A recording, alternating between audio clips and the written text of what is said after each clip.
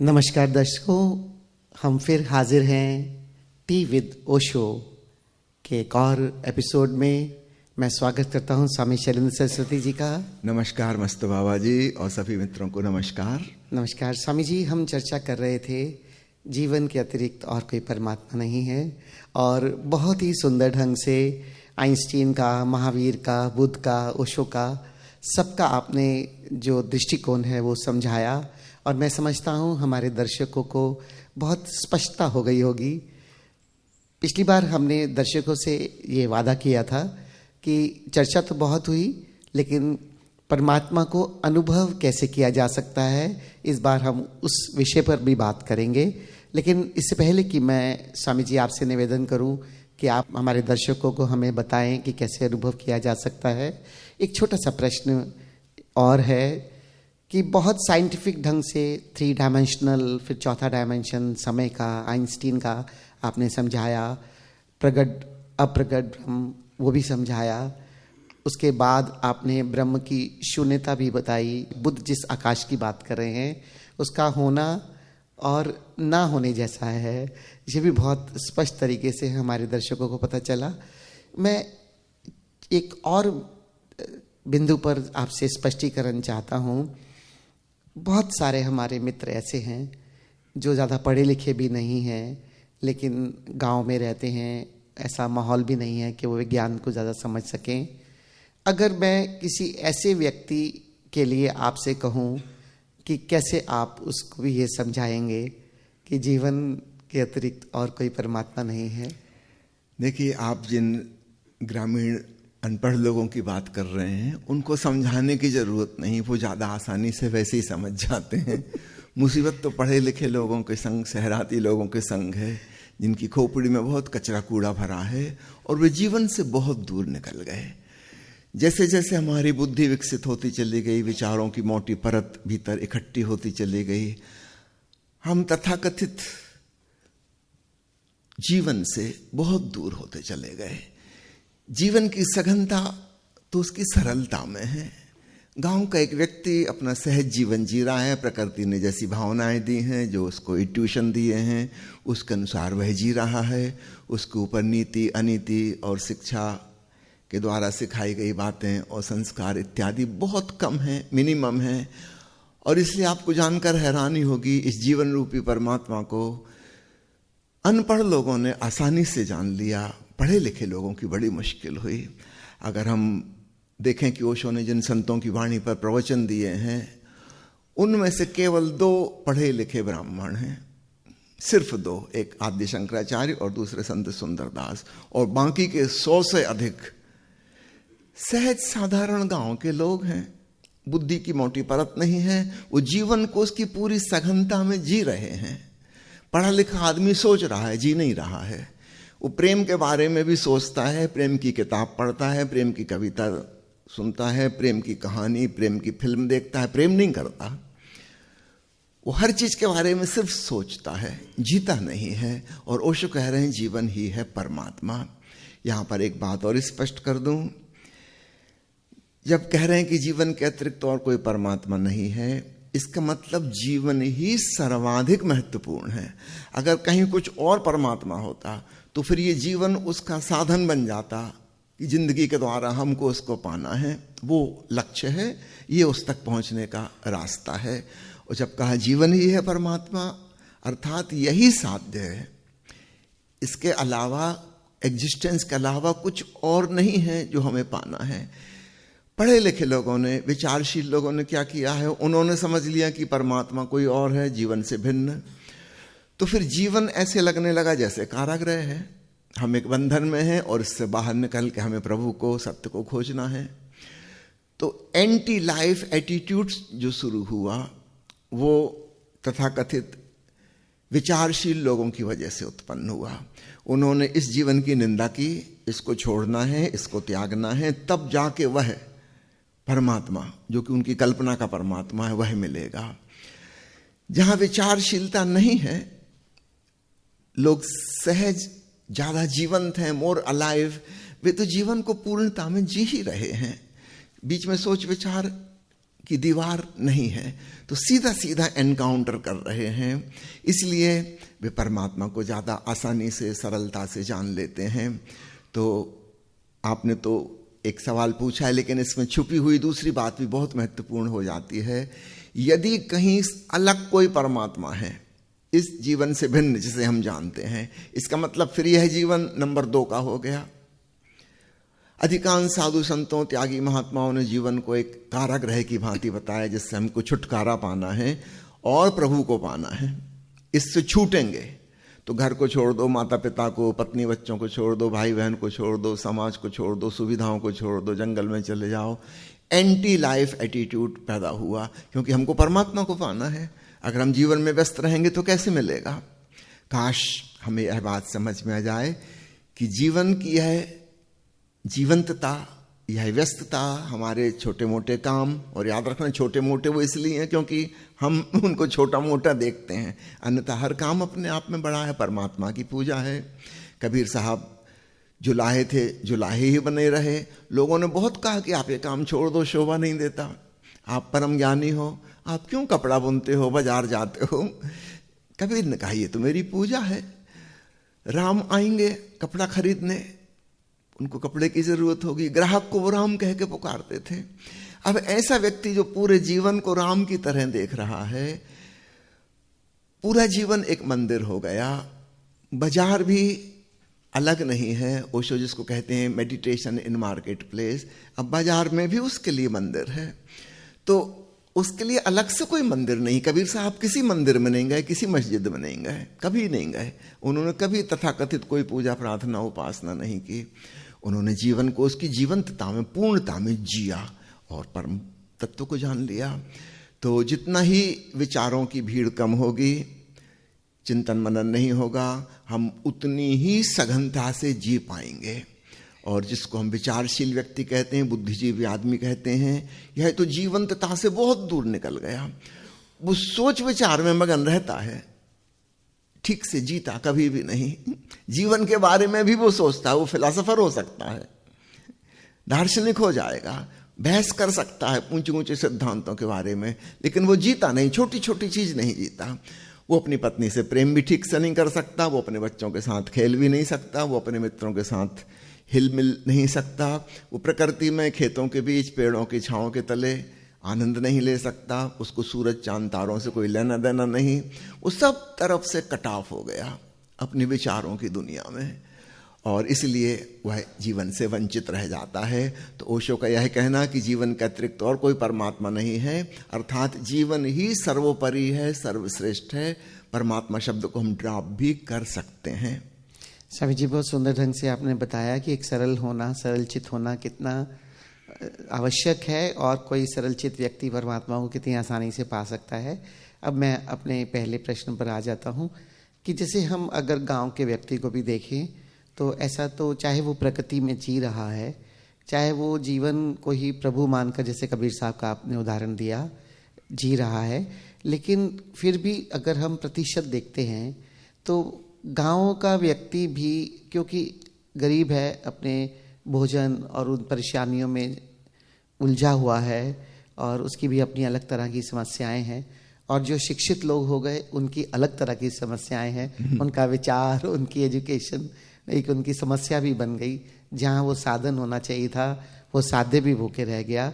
तो क्या दोनों ही वर्गों के लिए कि वो कैसा जीवन शैली अपनाएं, या क्या साधन, या कैसा, जो हमने पिछले एपिसोड में लोगों को कहा कि कैसे इस परमात्मा को अनुभव किया जाए, तो ज़्यादा से ज़्यादा लोग किस तरह से जिएं। एक साधारण, चाहे वो गांव में रह रहा है या शिक्षित शहर में है, जिसका विचार ज़्यादा प्रगाढ़ नहीं है, या जो प्रगाढ़ विचारों वाला है, कृपा आप दोनों के लिए ऐसा साधन, चाहे अलग अलग, चाहे एक, बताइए कि हर समय हम उस प्रभु की उपस्थिति जो सर्वत्र है और उससे अपने जीवन को धन्य कर सके। चलिए गांव और शहर का शब्द छोड़ के अपन विचार प्रधान और भाव प्रधान कर लें तो ज़्यादा आसान हो जाएगा। बुद्धि केंद्रित और हृदय केंद्रित। तो जहाँ बुद्धि विकसित नहीं हुई वहाँ व्यक्ति ज़्यादा हृदय केंद्रित और शरीर केंद्रित जी रहा है।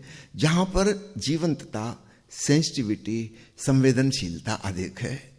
एक आदमी के भीतर खोपड़ी में कुछ नहीं चल रहा, जब वो खाना खा रहा है तो पूरा स्वाद ले रहा है, जब वो नदी क्रॉस कर रहा है तो पानी की ठंडक का एहसास कर रहा है, जब वो किसी से मिल रहा है तो पूर्णता से मिल रहा है, औपचारिकता नहीं निभा रहा है। वो इतना शिक्षित नहीं है कि अभी औपचारिकता निभाए। जैसा सहज उसको हो रहा है, यहां तक कि अगर वो क्रोधित भी हो रहा है, उसके क्रोधित में होने में भी एक अलाइवनेस, एक जीवंतता है। एक छोटे बच्चे को देखे नाराज हो जाता है, ऐसे पैर पटकता है और ऐसी बातें बोलता है कि पता नहीं क्या करने वाला है, लेकिन 2 मिनट में उसका क्रोध हवा हो जाएगा, वो आके माँ की गोद में फिर बैठ जाएगा। अभी कह रहा था कि बस शक्ल नहीं देखूंगा तुम्हारी, मैं चला घर छोड़ कर, पैर पटक रहा था। 2 मिनट में सब भूल भाल गया।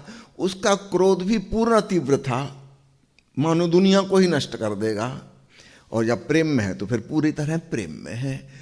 तो मैं कहूँगा परमात्मा को, अर्थात जीवन को जिन्हें जानना है, उनको जीवन को पूर्णता से जीना होगा।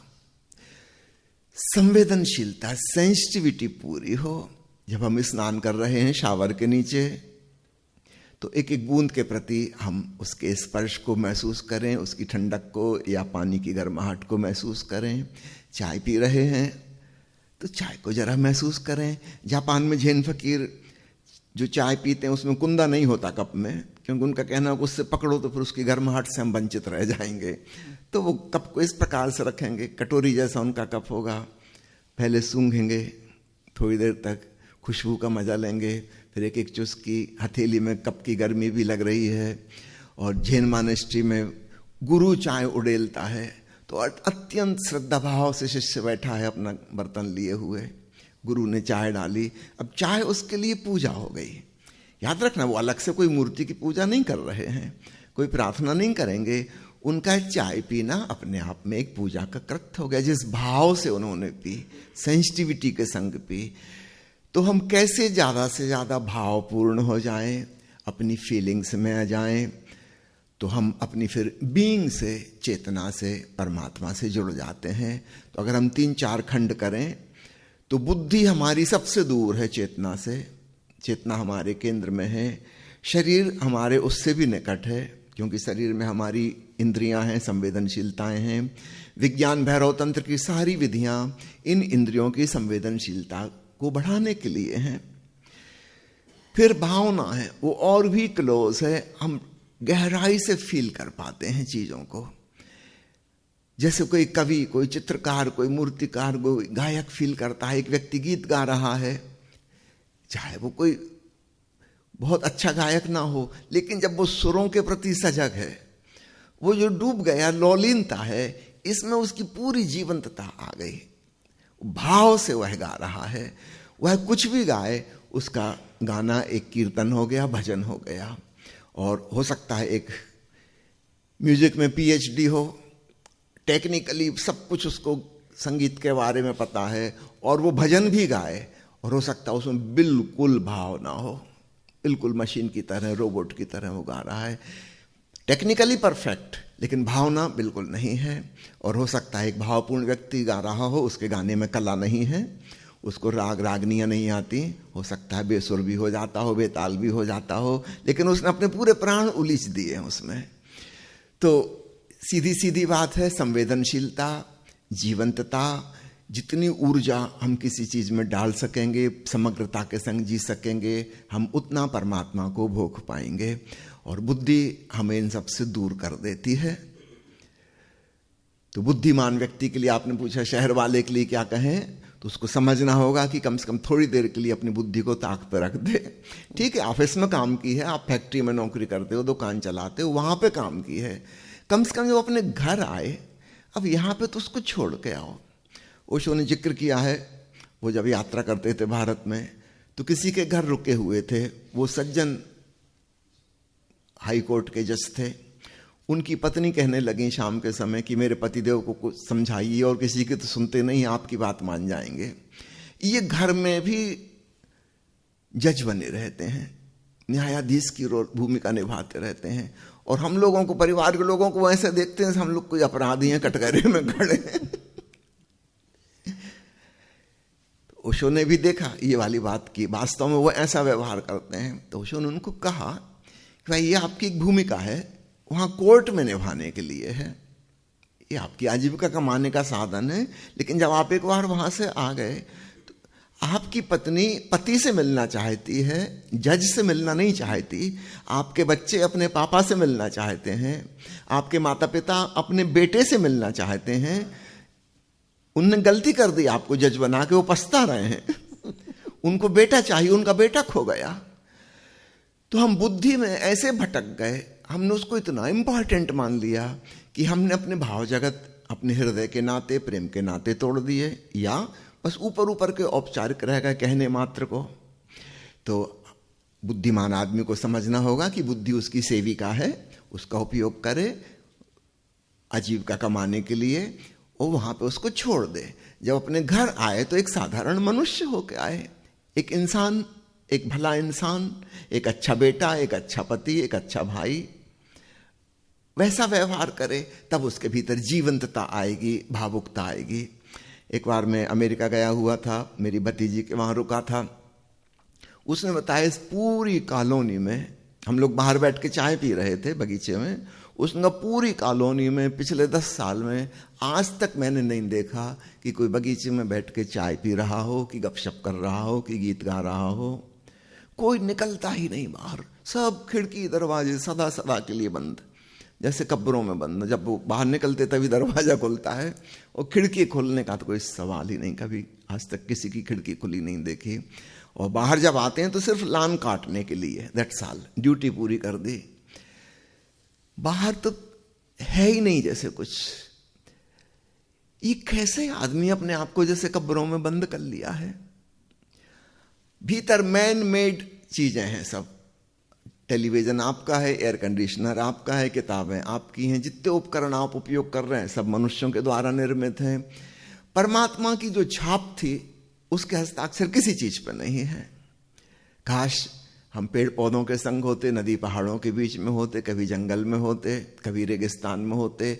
वहां परमात्मा के हस्ताक्षर हैं, वहां मैनमेड कुछ भी नहीं है। और तब हम विराट के प्रति खुलते हैं, संवेदनशील होते हैं। आर्किमिडीज के बारे में आपने सुना होगा, महान वैज्ञानिक। उसने जो अद्भुत खोज की थी, वो पानी के टब में स्नान करते हुए खोज की थी। जिनको हम वैज्ञानिक कहते हैं, जिनको हम विचारशील लोग कहते हैं, याद करना, उन्होंने भी जब कुछ खोजा था तो वे प्रकृति में थे किसी कारण से, और उनकी बुद्धि रुक गई थी, इसलिए वो कुछ आविष्कार कर पाए। मैंने सुना है एक फिजिक्स का टीचर गुरुत्वाकर्षण का सिद्धांत सिखा रहा था क्लास में, सब बच्चे सुन रहे थे। एक बच्चा खिड़की में से बाहर झांक रहा था, और गर्मी के दिन थे, आम के पेड़ में सुंदर आम के फल लगे हुए थे, खुशबू आ रही थी, वो वहां देख रहा था, सुन नहीं रहा था टीचर की बात। टीचर बहुत नाराज हुआ, उनका तुम क्या वहां देख रहे हो पेड़ में लटके फलों को? जानते हो न्यूटन पेड़ के नीचे बैठा था और फल गिरा, सेव का फल, उससे उसने गुरुत्वाकर्षण का सिद्धांत खोजा, और मैं यहां तुम्हें सिखा रहा हूं, तुम सुन भी नहीं रहे। वो लड़का मुस्कुरा के व्यंग्यात्मक ढंग से बोला कि सर, अगर न्यूटन भी इस क्लास में पढ़ रहा होता ना, वो भी गुरुत्वाकर्षण का सिद्धांत नहीं खोज सकता था। वो तो फुर्सत में बैठा था, सुबह सुबह की धूप का मजा ले रहा था, पेड़ के नीचे हवाओं के स्पर्श का मजा ले रहा होगा, पंछी की आवाज सुन रहा होगा, और अचानक फल का टपकना, और भीतर कुछ सूझबूझ कौंध गई, एक इंट्यूशन आ गया कि फल नीचे क्यों गिरा। क्लास में बैठ के इतने टेंशन के माहौल में, इतनी तनावपूर्ण स्थिति में कभी कोई खोजबीन नहीं हो सकती। तो मैं आपको ये उदाहरण दे रहा हूं इसलिए क्योंकि जिनको हम अत्यंत विचारशील लोग कहते हैं, इन्होंने भी जब कुछ महत्वपूर्ण खोजा तो कहीं वो परमात्मा के संपर्क में आ गए थे। आइंस्टीन के बारे में तो कहा जाता है कि एक बार वो बाथरूम में घुस गया तो फिर भगवान जाने कब निकलेंगे, 3 घंटे भी लग सकते हैं, 6 घंटे भी लग सकते हैं। वो बाथ टब में पड़े पड़े क्या कर रहे हैं, ये जस्ट एंजॉइंग। और जितनी भी महत्वपूर्ण खोजें हुई हैं वो सब साबुन के झाग से खेलते हुए हुई हैं, वो किसी लेबोरेटरी में नहीं हुई हैं। साबुन के झाग से छोटे बच्चों जैसा सरल होके खेलते खेलते खेलते वहीं सब सूझा है। तो बुद्धिमान आदमी भी काश अपनी बुद्धि को छोड़ सके और इन उदाहरणों को याद रखे कि हम जिनको अति प्रतिभाशाली लोग कहते हैं, इनकी सारी प्रतिभाएं उस समय प्रकट हुई जब वो बुद्धि का काम नहीं कर रहे थे। मैडम क्यूरी एक इकलौती महिला है जिसको 2 बार नोबेल पुरस्कार मिला, और उसकी सारी खोज रात को नींद में हुई। सपने मोट के वो कागज पे लिख देती थी समस्याओं का हल, सो जाती तो उसको खुद नहीं पता, सुबह वो हैरान होती थी ये कहां से आ गया। दिन में तनाव है, वो कुछ खोजबीन कर रही है, दिन में नई चीज नहीं आ सकती। विचारशील व्यक्ति केवल पुनरुक्ति करता है, रिपीटिशन, जो वो जानता है वही वही वही वही दोहराता रहेगा, उसके डिफरेंट कॉम्बिनेशन बिठा लेगा, लेकिन नए के लिए कोई एंट्री नहीं मिलेगी। रात नींद में जब ये मन सो गया, मन शून्य हो गया, निर्विचार अवस्था, तब अचानक सूझ जाएगा। मैडम क्यूरी की दोनों खोजें नींद में हुई हैं, क्योंकि उसमें रिलैक्स है, कुछ कर ही नहीं रहे, कोई तनाव नहीं है। तो बुद्धि तनाव है, इस बात को समझ लीजिए। तो चाहे विज्ञान की खोज करनी हो, चाहे अपनी आत्मा की ध्यान की खोज करनी हो, वो तो होगी रिलैक्स्ड अवस्था में। और रिलैक्सेशन आता है चाहे हम अपनी इंद्रियों के प्रति संवेदनशील हो जाएं, जैसा कि विज्ञान भैरव तंत्र की 112 विधियां हैं, चाहे हम भावनात्मक रूप से ज्यादा भाव विभोर हो जाएं, जैसा कि भक्तों ने खोजी विधि। तो ये 2 चीजें काम आएंगी। तो ग्रामीण लोग ज्यादा भाव प्रधान हैं ऑलरेडी, है ना, वो उसका सदुपयोग कर सकते हैं, भक्ति का मार्ग उनके लिए बड़ा सुलभ होगा। और आपने पूछा है पढ़े लिखे लोग, इनको बुद्धि से हटा के भाव पे लाना है तो मुश्किल, तो उनके लिए तंत्र ज्यादा उपयोगी होगा। भविष्य में विज्ञान भैरव तंत्र का बड़ा भविष्य है, क्योंकि वो विधियां ऐसी कि फिजिकल बॉडी से संबंधित हैं, जो हमारे सेंस ऑर्गन है, इन्हीं का उपयोग करते हुए करना है। तो ये तो बुद्धिमान आदमी के पास भी है, और जब वो इनका उपयोग करेगा उस समय वो बुद्धि से दूर हट जाता है और जीवन से जुड़ जाता है। शारीरिक परिश्रम हम जितना करेंगे, अपने शरीर का सदुपयोग करेंगे, उतना ही हम जीवन के निकट हैं। शहराती आदमी मशीनों का उपयोग करने वाला बैठा बैठा रिमोट कंट्रोल की बटन दबा रहा है, वो अपने शरीर का उपयोग नहीं कर रहा, और वो बहुत बड़ी जीवंतता से चूक गया। गांव में रहने वाला आदमी माना कि गरीब है, लेकिन शारीरिक श्रम कर रहा है, और इसलिए वो सघन रूप से जीवन से जुड़ा हुआ है। तो परमात्मा से वह जुड़ा हुआ है, एक गहरा जोड़ है, उसका नाता है। तो शहर के आदमी को अब जानबूझकर करना होगा। ठीक है, आपको जरूरत नहीं है, आपके पास कार है, मगर कृपा करके फिर भी 5-10 किलोमीटर पैदल चलिए, साइकिल चलाइए। स्वामी जी, मैं इससे पहले कि ये दूसरा जो सूत्र है इसको कंक्लूड करूं, मैं चाहता हूं कि आपने बहुत सुंदर ढंग से महावीर को भी समझाया, जो कि आपने कहा कि कर्म और कुछ करने की सिद्धांत पे हैं। आकाश का सिद्धांत भी बताया कि जहाँ सब कुछ हो रहा है, कुछ करने जैसा नहीं है, जो आकाश परमात्मा के रूप में, और ओशो ने दोनों का समन्वय भी किया। मैं चाहूँगा कि क्या अब जिसका सार तत्व, जैसे कोई व्यक्ति, अब विधियों के बारे में आपने बताया, अपने भीतर आत्मा को जानना चाहते हैं, आत्मा को जानते जानते परमात्मा तत्व हैं। हमने पिछले एपिसोड्स में ओंकार की भी बात की है, इस एपिसोड में भी की है। तो सबको अगर एक परिभाषा तो नहीं शब्द ठीक होगा, समावेश करना हो कि सब चीज़ें, क्योंकि ठीक है हम प्रकृति से जुड़ के परमात्मा के करीब तो जा रहे हैं, उसके साथ साथ हम यहाँ परमात्मा ही अनुभव कर रहे हैं, लेकिन जैसे हमने जीवन को विकसित करना है, अपनी चेतना को भी विकसित करना है, तो इन सब का क्या कुछ कंक्लूड करके आप बता सकते हैं? अगर हम एक छोटी सी कल्पना कर लें, है ना, अधिकांश लोग कल्पना तो कर सकते हैं, और एक ऐसी चीज की कह रहा हूं जिसको हम ऑलरेडी जानते थे, तो कोई नई चीज नहीं। भाव करें हम अभी अभी नवजात शिशु हैं, जस्ट बॉर्न बेबी, हमको कोई भाषा नहीं आती, हमको कोई ज्ञान नहीं पता, हम कोई धर्म नहीं जानते, कोई फिलॉसफी, राजनीति, हमको कुछ नहीं आता, गुणा भाग भी नहीं आता। हम कभी तो थे ना इस स्थिति में, माँ के गर्भ में 9-10 महीने रहे, फिर पैदा होने के बाद भी कुछ साल तक तो हम बिल्कुल अज्ञानी के रूप में थे। अगर हम जस्ट वह इमेजिन करें कि मैं वह छोटा बच्चा हूं, हम अचानक पाएंगे हमारी सारी सेंसिटिविटी पूरी प्रगाढ़ता में आ गई। छोटा बच्चा पूरा सेंसिटिव होता है, वो जैसा देख रहा है फिर हम बड़े होकर वैसा नहीं देख पाते, क्योंकि हमारी धारणाएं, विचार, फिलॉसफी आ गई। छोटा बच्चा जैसा सुन रहा है, जैसा स्वाद ले रहा है, वो फिर हम नहीं ले पाते। अक्सर आपने बूढ़े लोगों को कहते सुना होगा कि बहू वैसा स्वादिष्ट खाना नहीं पकाती जैसी मेरी पत्नी पकाती थी। अब पत्नी तो स्वर्गवासी हो गई, बहू है। ये दोष दे रहे हैं बहू को। एक्चुअल बात यह है कि अब ये इतने विचारों से और स्मृतियों से दबे हुए हैं, इनकी जीभ चाय का स्वाद ही नहीं ले पा रही, भोजन का स्वाद ही नहीं ले पा रही। ये सब प्रकार से इनसेंसिटिव हो गए। बच्चा पूरा पूरा सेंसिटिव है। वो जैसा देख रहा है, सुन रहा है, छू रहा है, अनुभव कर रहा है, उसकी फीलिंग्स, उसका हृदय, विचार तो है नहीं, बुद्धि तो है नहीं, वो कुछ प्रोजेक्ट तो अपनी तरफ से कर ही नहीं सकता, तो वो फुल्ली अलाइव है। वो हम कहते हैं ना, छोटे बच्चे भगवान का रूप हैं, बिल्कुल ठीक है। जीवन उनमें पूरा का पूरा संपूर्णता में मौजूद है। फिर जैसे जैसे ये बड़ा होता जाएगा, धीरे धीरे इसकी जीवंतता कम होती जाएगी, सेंसिटिविटी मरती जाएगी और विचारों का एक आवरण इसको घेर लेगा। फिर उसके भीतर से ये मुर्दा मुर्दा सा अपना जीवन जिएगा, फिर जीवंतता रह नहीं जाएगी।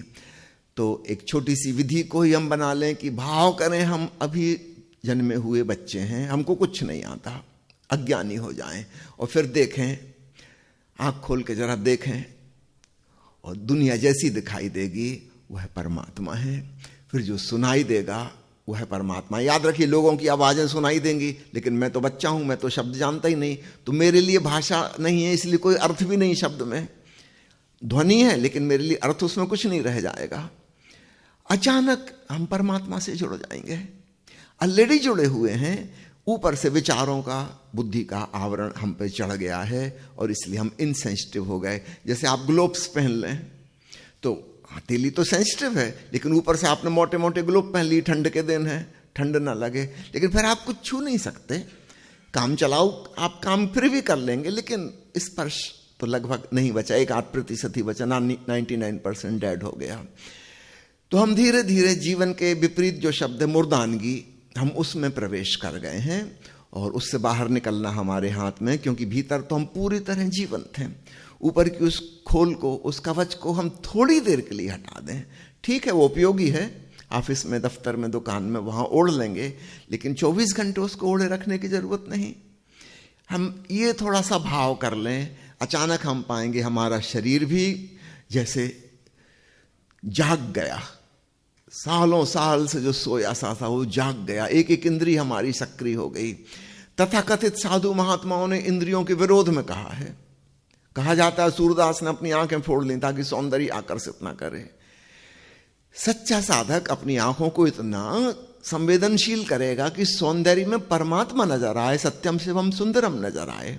आंख फोड़ना नहीं है, स्वाद ऐसा लेना है रामकृष्ण परमहंस की तरह कि अन्नम ब्रह्म का उद्घोष हो जाए, कि भोजन भी ब्रह्म है, सब कुछ ब्रह्म ही ब्रह्म है। पानी भी हम पिएंगे तो उसमें भी एक दिव्य स्वाद होगा, क्योंकि हम संवेदनशील हो गए। तो हमारी संवेदनशीलता एकदम निखर आएगी, और जब संवेदनशील होंगे, हमें किसी चीज में रस आएगा, आनंद आएगा, उसके प्रति हमारा प्रेम और लगाव होगा, और तब हम पाएंगे हमारी भाव उससे जुड़ गया, हमारा हृदय का नाता उससे जुड़ गया। नहीं तो हमारा हृदय हर चीज से टूट गया है। हम ऊपर ऊपर से एक नाटकीय जिंदगी जी रहे हैं, जैसे कोई फिल्म अभिनेता अभिनेत्री हैं, उनको एक रोल दे दिया गया है, तुम ऐसा बोलना है, ये करना है, वो करना है। करीब करीब हम सब लोग अभिनेता अभिनेत्री की तरह हैं। हमारा रोल फिक्स है, बॉस के सामने आपको ये कहना है, सर्वेंट के सामने आपको ये वाला रूप अख्तियार करना है, पत्नी के सामने ये आप हो जाएंगे, प्रेमिका के संग ये हो जाएंगे, पड़ोसी के साथ आप ऐसे हैं।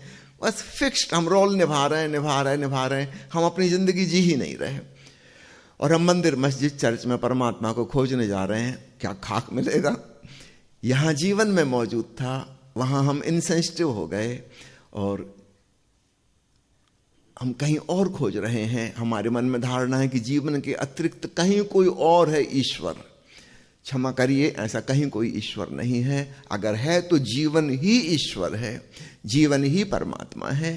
तो इसको पूर्णता से, संवेदनशीलता से, भाव मगन होकर जिए और हम पाएंगे परमात्मा मिल गया, परमानंद मिल गया। शायद इसीलिए ओशो ने हियर एंड नाउ का बहुत ज़्यादा और होशपूर्ण और प्रेमपूर्ण होने का बहुत ज़्यादा संदेश दिया है। तो स्वामी जी, मैं धन्यवाद करता हूँ आपका कि आपने न केवल परमात्मा का जीवन के पर्याय में जो हमें समझाया, बल्कि उसे कैसे अनुभव किया जाए इसका भी मार्गदर्शन किया। एक और छोटी सी बात कह के मैं अपनी बात समाप्त करूंगा। हम जानते हैं कार्ल मार्क्स के प्रभाव में करीब करीब आधी दुनिया कम्युनिज्म की चपेट में आ गई और पूर्णतः नास्तिक हो गई, धर्म का नामो निशान मिट गया। चीन कभी कट्टरपंथी बुद्ध देश था, बौद्ध देश था। रूस सर्वाधिक परंपरावादी ईसाई देश था। ये दो बड़े बड़े देश, समझो आधी पॉपुलेशन दुनिया की जहां बसती है, नास्तिक हो गए। विज्ञान के प्रभाव से संदेह की वृत्ति हर शिक्षित व्यक्ति के मन में आ गई और ऊपर ऊपर से भले ही वो संडे को चर्च चला जाता हो, लेकिन वो सब दिखावटी नाटक है, उसमें कहीं कोई आस्तिकता श्रद्धा बची नहीं। पुराना धर्म धाराशायी होता जा रहा है, खंडहर हो गया है। जो बचा खुचा है वो भी आने वाले कुछ वर्षों में समाप्त हो जाएगा। एक या दो पीढ़ी और मुश्किल से धर्म का नाम लेने वाला भी कोई नहीं होगा। भविष्य में एक नए प्रकार की धार्मिकता उत्पन्न होगी, चाहे उसका नाम धार्मिकता ना हो, वो यही होगी कि जीवन को पूर्णता से कैसे जिएं। चाहे हम परमात्मा शब्द को ही ड्रॉप कर दें, हमको पसंद नहीं आता तो, क्योंकि ईश्वर के नाम पर इतना उपद्रव हुआ है, इतनी मार काट, इतने धर्म, इतने संप्रदाय, इतने लड़ाई झगड़े, धर्म युद्ध, जिहाद, खून खराबा, वो शब्द ही रक्त रंजित हो गया है। उसको ड्रॉप भी किया जा सकता है और हो सकता है भविष्य में ऐसा ही हो, है ना, कि भविष्य में आने वाले जो बच्चे हैं नई पीढ़ी के, वो इस पुराने शब्द को शायद लेना भी ना चाहें, बोलना भी ना चाहें।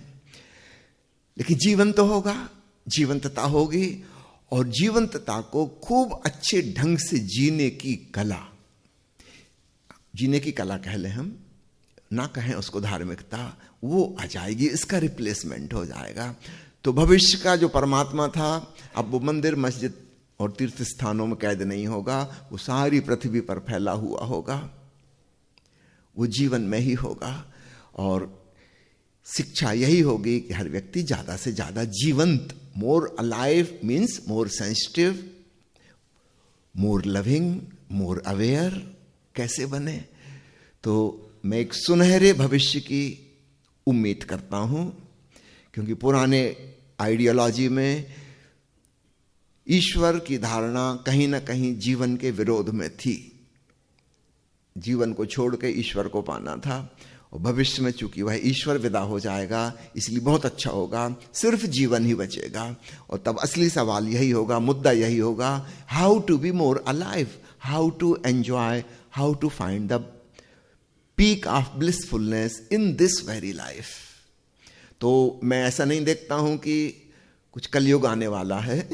मेरी दृष्टि में अब असली सतयुग आने वाला है, जहां जीवन ही परमात्मा होगा। बहुत सुंदर स्वामी जी, और हम आशा करते हैं ये जीवन बहुत जल्दी परमात्मा के रूप में सबको अनुभव हो।